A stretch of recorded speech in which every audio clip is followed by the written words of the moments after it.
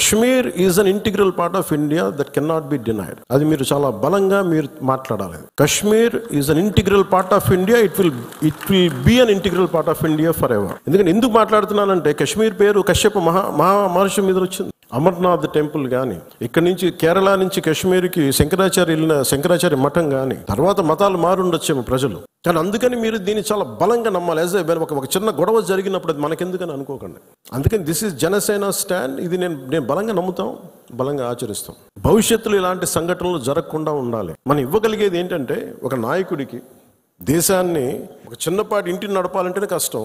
ఇన్ని రాష్ట్రాలు, ఇన్ని విభిన్నమైన సంస్కృతులు, ఇన్ని భాషలు, ఇన్ని పొలిటికల్ పార్టీస్, వీటన్నిటి మధ్య వైరుధ్యాల మధ్యలో ఒక ఏకాభిప్రాయంతో ఒక దేశాన్ని నడపాలి ఒక ప్రధానమంత్రికి అంటే ఎంత కష్టమైన పరిస్థితి అది. అలాంటి వ్యక్తులకి మనం ఇవ్వగలిగేది చిన్నపాటి ఊతం అంతే, చిన్నపాటి ఆసరా. ఎక్స్ట్రా గొడవలు క్రియేట్ చేయకుండా కొంచెం బాధ్యతగా మాట్లాడటం, అవసరమైన చోట భుజం కాయటం. As part of NDA this is our responsibility. ఎందుకు నేను దీన్ని ఫస్ట్ టైం, నేను ఇప్పుడు దాకా మాట్లాడిన విధానంలో కొంచెం సాఫ్ట్గా ఫస్ట్ టైం నేను ఎందుకు టార్గెటెడ్ హిందూ, మిగతా వాళ్ళు ఇబ్బంది పడతా ఉన్నారు మాట్లాడటానికి. ఉగ్రవాదులు టార్గెట్ చేసి హిందువులను చంపారు, ఇది సత్యం అంతే. వాళ్ళు అన్న మాట నాతో ఏంటంటే, మధుసూదన్ గారి భార్య ఇఫ్ ఆమె ముస్లిం నన్ను స్పేర్ చేసేవాళ్ళు సార్. మేము చేసింది పాపం, బీయింగ్ హిందూ పుట్టడమా మేము చేసింది?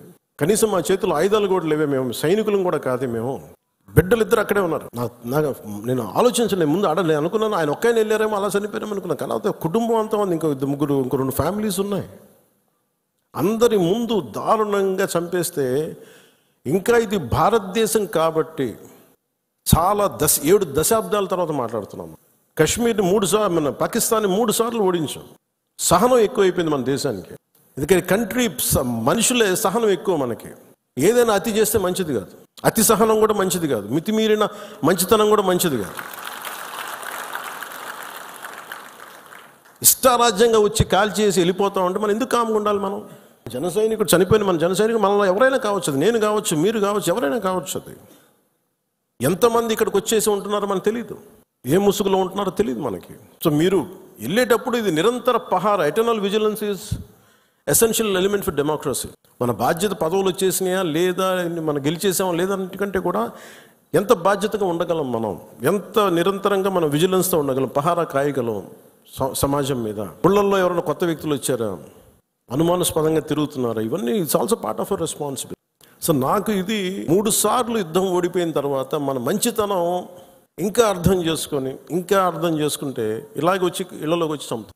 షికార్కి వెళ్తే, సరదాకి వెళ్తే చంపేస్తాం. దీనికి మటుకు చాలా బలమైన స్టాండ్ తీసుకోవాలి. అందుకే నాయకులందరికీ కూడా, జన సైనికులందరికీ కూడా, వీరమలందరికీ కూడా ఇది ధైర్యంతో కూడుకున్న పని. ఉగ్రవాదులను ఎదుర్కోవడం అంటే ధైర్యంతో కూడుకున్న పని. Though we're a regional party, we didn't expand as on now, we confine only to state AP, maybe కొంత తెలంగాణ. కానీ మన ఆలోచన విధానం జాతీయవాదం.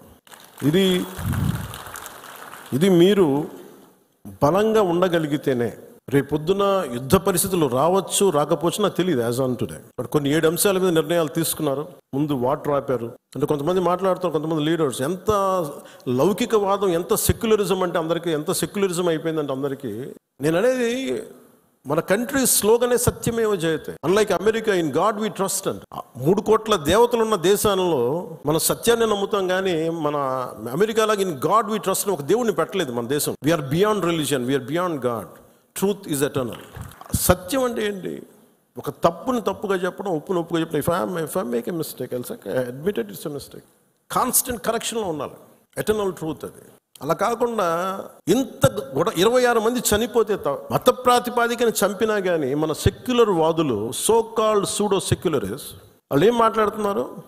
మతం అడిగి చంపలేదంటారు. చనిపోయిన మధుసూదన్ గారి భార్య, అందరూ వాళ్ళు అబద్ధాలు చెప్తారు. వాళ్ళు పాకిస్తాన్ని ప్రేమిస్తా అంటారు. వీళ్ళందరూ ఇక్కడ భారతదేశంలో కూర్చొని మీరు పాకిస్తాన్ని ప్రేమిస్తుంటారు. మొన్న కొంతమంది నాయకులు డిబేట్లో మాట్లాడుతుంటే చూస్తున్నాను.